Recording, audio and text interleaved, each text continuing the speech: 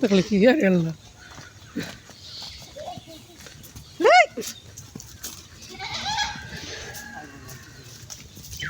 গত 2 সপ্তাহ যাবৎ বাজারে যাব বাজার তো বাজারে বিভিন্ন অজুহাতে যাওয়া হইতেছে না তো আজকে বের হইলাম আজকে সকাল সকাল যাব বেশি মানে ম্যাক করছিল যার কারণে সকাল সকাল যাওয়াই নাই তো এখন বেরই হইলাম যে না আর করা যাবে না আজকে আবার নাইট আছে তো ভাবলাম যে তাড়াতাড়ি করে যাই তাইলে সকাল সকাল গেলে কিন্তু এখন চলে আসতে পারতাম কিন্তু বৃষ্টির কারণে যেতে পারিনি মানে বৃষ্টি হয় নাই ম্যাক ছিল আর কি অনেক ম্যাক ছিল আর এখন দেখেন কি পরিমাণ রোদ প্রচুর রোদ তো এই যে আমরা যেতে আসছি দেখেন জাসাদ কীভাবে হাঁটে মানে ধরা যাবে না ও একা একা হাঁটবে কীভাবে দৌড় দেয় 2 ভাই মানে বাইরে বেরোইলে মনে হয় কি যে বান্ধা গরু ছাড়া পাইছে মানে বান্ধা জিনিস ছাড়া পাইলে যাব না এমন মানে আটকানো থাকে সবসময় ঘরের ভিতর তো ছাড়া পেয়ে আমার ছেলেদের এই অবস্থা দেখেন ও কিন্তু সাথে সাথে যাবেই যাবে ও সব সময় যাবে সাথে তো গাড়িতে উঠলে আবার চলে আসবে গাড়িতে না উঠলে যদি আমরা হেঁটে যাই তাহলেও যেতেই থাকবে মানে হসপিটাল পর্যন্তও যাবে এরপরে যদি দেখে যে আমরা হসপিটাল থেকে আরও সামনে আগাই তাইলে আরও যায় না তাইলেও চলে আসে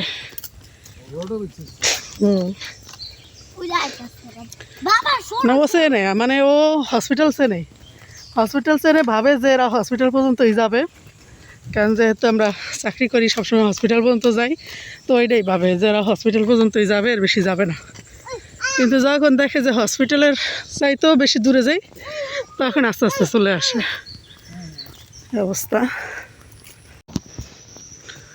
জাসাদ কত মর্জি করতেছে কলে উঠবে না হাঁটবে তাও আবার যাবে না বাড়ির দিকে যাবে মানে ওর যে কত মর্জি মানে ওর অনেক মর্জি অল্পতেই রাগ করে মানে ফুট করে রাগ করে আর বাবার মতো আর বাবা ফ্রুত করে রাগ করবে অন্যায় করবে আবার ফ্রুত করে রাগ করবে এমন হয় তো আমরা কিন্তু বাড়ির পাশে মানে 5 মিনিটের রাস্তা এটুকু হেঁটে গেছি হেঁটে গিয়ে আমরা অটোতে উঠে গেছি কারণ ওখানে কিন্তু আসলে অটো পাওয়া যায় না ওইভাবে তো একটু হেঁটে আসলেই ভালো হয় হেঁটে এসে তারপরে আমরা অটোতে উঠে গেছি তো এখন আমরা চলে যাচ্ছি কারণ এই মাসকাবাড়ি বাজার বলেন ঈদের বাজার বলেন কোনো কিছুই করা হয়নি তো ঈদের যে একটা কোরবানি ঈদে তো আসলে আমরা কাপড় চোপড় কেনা নিয়ে এত বেশি ব্যস্ত থাকি না কোরবানি ঈদে থাকি আমরা বিশেষ করে মাংসের মশলা এগুলো নিয়ে তো সে অনেক কিছুই মানে বাসায় ছিল না যেগুলো ঈদে একদম প্রয়োজন তো সেই ধরনের বাজারগুলো আনতে আমরা চলে গেলাম আর যেহেতু মানে আজকে কিন্তু আসলে আমাকে জাবের মাহাদি অনেক মানে খরচ করাইছে সেটা হলো কি সেটা পরের ভিডিওতে দেখতে পাবেন যে আমি পরের ভিডিওতে কি আনছি সেটা দেখাইছি তো সেই হিসাবে দেখতে পাবেন তো এখানে কিন্তু কথা বলতে বলতে আমরা চলে আসলাম তো আমরা প্রথমেই যাব ব্যাংকে কারণ ব্যাংক থেকে টাকা তুলে তারপর অন্য ব্যাংকে জমা দিব তো প্রথমে আমরা ব্যাংকে চলে আসছি এখানে জাসাদ কিন্তু ওর বাবার কোলেই আছে আর আমি জাবের মাহাদিকে হাতে ধরে নিয়ে যাচ্ছি তো যাই হোক আমরা খুব সুন্দরভাবে কিন্তু ব্যাংক থেকেও টাকা তুলে নিচ্ছি কারণ এই বাচ্চাটা কিন্তু কান্না করতেছিল যার কারণে আমি এই ভয়েসটা রাখি নাই বাচ্চাটা অনেক বেশি কান্না করতেছিল উঠবে না তো যার কারণে আমি অরিজিনাল ভয়েসটা রাখিনি তো এখানে টাকা তুলে আমরা কিন্তু বের হয়ে আসছি সোনালী ব্যাংক থেকে তো যেহেতু বেতন সরকারি চাকরিজীবীদের বেতন কিন্তু সোনালী ব্যাংকে হয় তো আমার বেতন সোনালী ব্যাংকে হয় তো ওখান থেকে তুলে আমরা চলে আসছি এখন চলে যাবো আমরা ইসলামী ব্যাংকে কারণ ইসলামী ব্যাংকে আমি আমার বাবার জন্য টাকা পাঠাবো তারপরে আমার ডিপিএস দিব তো দিয়ে তারপরে আমি অন্য যে কেনাকাটা সেগুলো এক এক করে করব তো দেখেন এখানে কিন্তু ইসলাম ব্যাংকে যাওয়ার পথে একটু সামান্য ভিডিও নিয়ে নিলাম কারণ বাজারে কিন্তু আসলে অনেক মানুষজন একদম তো এখন ইসলামী ব্যাংকের নিচে এসে আমার হঠাৎ মনে পড়লো যে আমার তো ক্রিম নেই গত সপ্তাহ থেকে আমার ক্রিম নেই তো এখানে এসে ভাবলাম যে একটু ক্রিম নিয়ে নেই একটা তো ক্রিম নেওয়ার জন্য ভাবছিলাম নিভিয়া সফট ক্রিমটা আমি ব্যবহার করি তো আমি ভাবলাম যে একদম বড় ক্রিমটা নিব কিন্তু বড় ক্রিমটার না আসলে ডেট ছিল না ডেট 1 বছর মানে 1 বছর বলতে 27 সাল পর্যন্ত ছিল কিন্তু বড় ক্রিমটা আসলে এত কম ডেটে নেওয়া যায় না কারণ এটা ব্যবহার করতে অনেক সময় লেগে যায়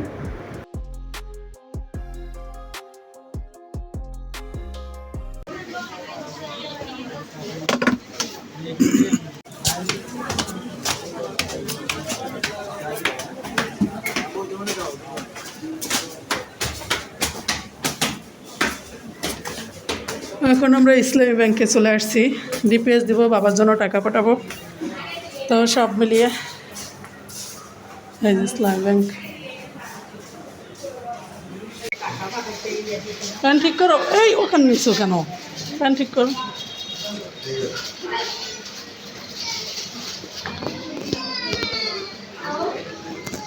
ইসলামী ব্যাংকের কাজও শেষ, আমরা চলে যাচ্ছি। আস্তে আসো, আস্তে আসো, যাও যাও, বেরো বেরো।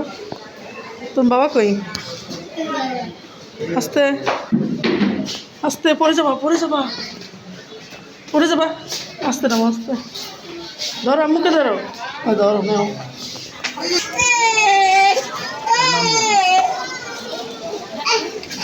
পরে কোলে করে নামানো হয়েছে, এখন ও একা একা নামবে, এই জন্য আবার উঠছে। উঠে নামবে, নামো, আসো।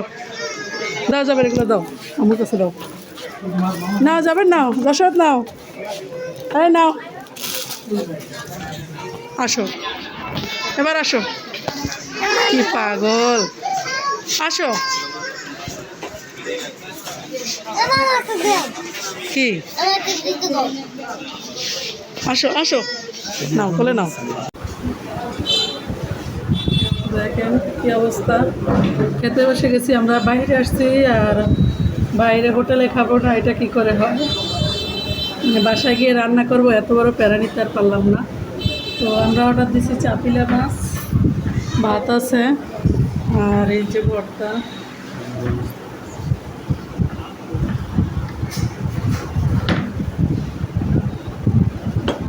এই গরুর গোশ 200, আর গরুর গোশ খাইনি।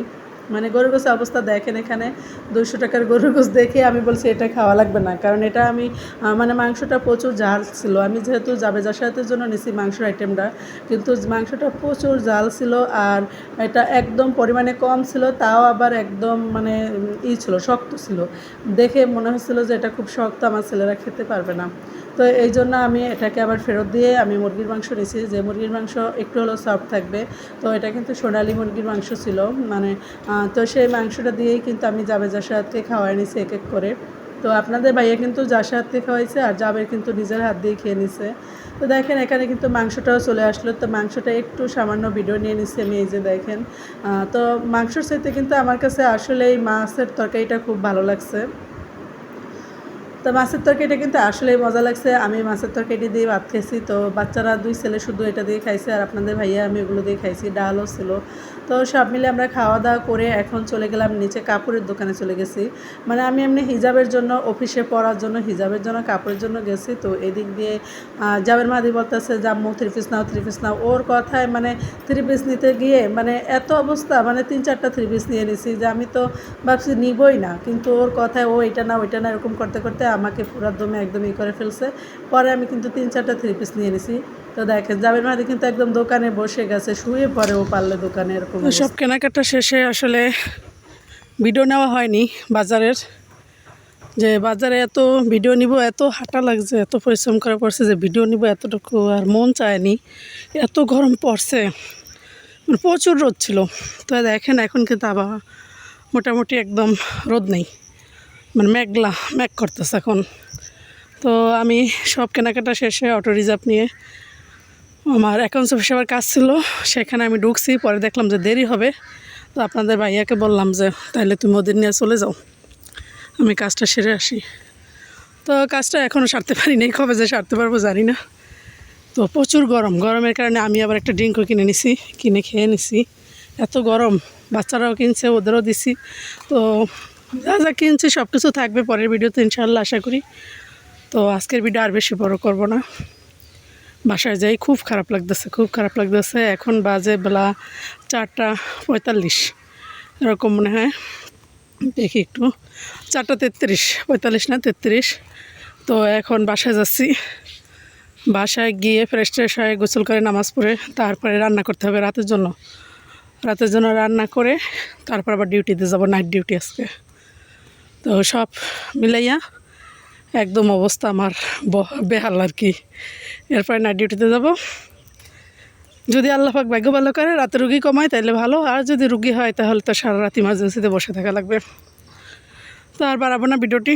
সবাই ভালো থাকবেন, সুস্থ থাকবেন, আমার জান্নাত স্বপ্নের সাথে থাকবেন। যারা এতক্ষণ মানে এত কষ্ট করে আমার সাথে ছিলেন সবাইকে অনেক অনেক ধন্যবাদ, অনেক অনেক ভালোবাসা। আর যারা আমার নতুন বন্ধু আছেন আমার বাড়ির পাশের রাস্তাটি দেখেন আর অবশ্যই আমার চ্যানেলটি সাবস্ক্রাইব করবেন এবং পাশে থাকা বেল আইকনটি অন করে দিবেন। আল্লাহ হাফেজ।